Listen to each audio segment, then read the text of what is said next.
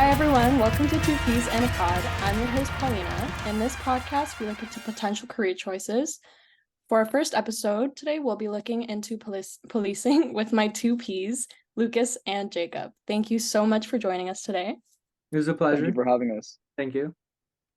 All right, let's just get right into it.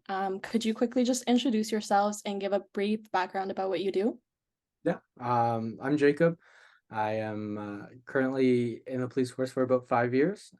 My duties are just as a patrol officer, as a constable. I'm Lucas. I've been in the force for 4 years, and I'm looking at applying to become a sergeant. Awesome. Thanks so much. Just gonna get right into this. So what are the outlooks looking like for policing? Outlooks are pretty good across the board. If you're looking in Ontario, which is where I assume most of your listeners are going to be, the outlook overall is good. Our neighboring province to the west, Alberta, is also looking pretty good. Quebec actually is looking very good according to the labor market. So maybe some people might want to go look out there. And then our third biggest province, being BC, is looking pretty moderate. So maybe stay away from there, go there as a last resort. There's some common trends among the listed regions here. This career is pretty stable overall, very low job unemployment, many consistent job openings due to retirements, because there's a maximum of 35 years in one department. And like I said before, very little unemployment rate within this field, so you won't have to worry about finding a new job super quickly within it. Awesome. So I'm kind of looking at going into this field. So what could a woman in her early 20s, as myself, expect? Uh, Early 20s, you're looking eh, early 20s. If you're at 24, it's 3%, which is rough. But anywhere from 25 to 34, you're looking at 23%, which is a better margin. However, for women, you're only 23% of the population of this career. Men make up the other 77. So you're gonna have to fight for it a little bit if you want to be competitive here. All right, good to know. Thanks so much. Let's get into some inspiration, motivation. So my big question is, what inspired or motivated you to pursue this line of work? For me, I'd probably say my parents were a big part of it. Kind of seeing them grow up, they were both police officers, seeing how they interacted with the communities. I'd say they're a little bit of ahead of their time, kind of straying from that traditional policing role early on and going into more like support and kind of seeing what the community needs. That's kind of what got me into it. I wanted to help out my community as much as possible. Awesome. So probably is a very rewarding job. But on the other hand, what have been some of the biggest challenges you faced in your career and how did you overcome them? Um, Policing is honestly a pretty rewarding job. There isn't a lot of super tough challenges that you have to come across, like dealing with the job day to day.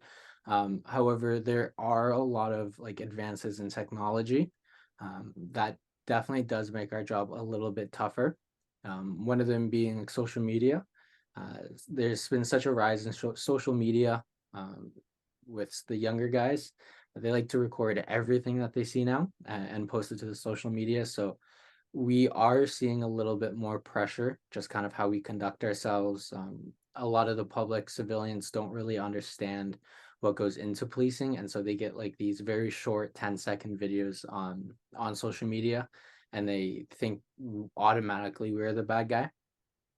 That's a pretty big challenge that we're facing right now, and the only way to fix it would be to repair relations with the public as best as possible, as well as there is also crime mapping.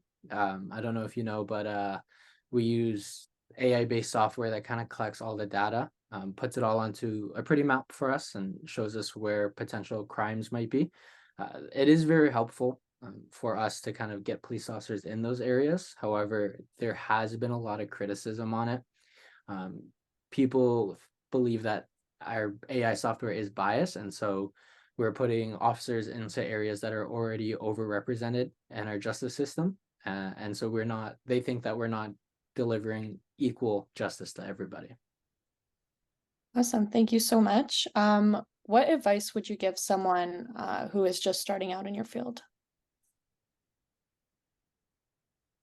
Um, Probably the biggest one would be a good critical thinker.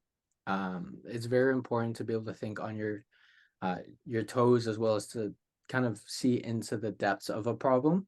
If you're only kind of looking at stuff from the surface, you're never really going to understand what you're dealing with. And so to get into the critical thinking, being able to think fast on your feet is very important. As well as I would probably say creativity, just because we're no longer in a world where traditional policing works. You kind of need to think outside of the box as much as possible. Um, in order just to help communities as best as possible. Right. Some So other ones that would help. Whoops. Sorry, did go you have ahead. something to say first? All right, no, I was just gonna add on to what Jacob was saying. That Absolutely. some other ones that would be helpful to have is resilience and flexibility, because this job is very demanding mentally, emotionally, and physically. So being able to take what's thrown at you is imperative to be able to be successful in this career, as well as flexibility, because almost nothing will go your way. You can't plan for almost anything. You're seeing people at their worst, so you gotta expect that, but also be able to deal with it on the fly, like Jacob was saying, with critical thinking. Another thing that helps is having empathy, knowing what to say and how to say it in order to calm people down and not aggravate them more is going to be a huge help for someone going into this field on top of everything else. Okay, so we can see that future human skills are very important. Technology is advancing. How do you think we can combine both, and can we combine both to be successful in this field? I think we have to, in order to have police do their job as best as possible. I think we need technology to be implemented in our jobs as much as possible. This can even be seen over the past few years just with technology. You could even go back like 30 years ago when officers didn't have computers in their cars, and so it was a little bit more difficult to find people to process them to see if they have warrants out for them. Whereas in now we have computers and we have all that information in the palm of our hand, basically. And as we kind of advance with technology, I can only imagine it's going to get better, making our jobs a little bit easier.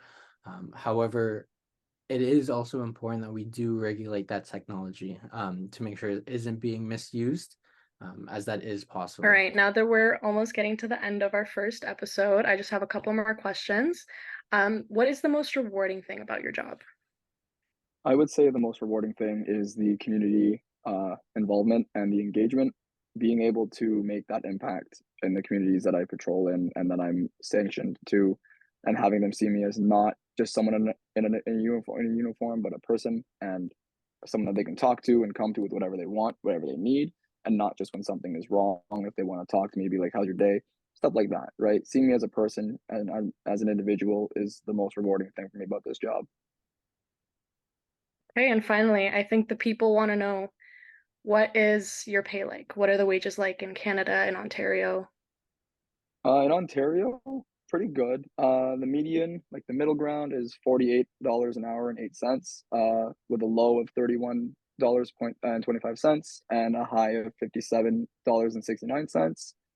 In Quebec, fairly similar. 46.47 is the middle, 25.82 is the low, and 57.69 is the high. And then in British Columbia, it's 44.71 with the middle ground, 28.85 with the lowest, and highest, surprisingly, out of all three of them, with 61.06 as the highest average. Great. Thank you so much. That is the end of our first episode. Thank you so much, Jacob. Thanks so much, Lucas. It was a Hope we pleasure. will see you again. Yeah, for sure. For sure. Thanks so much.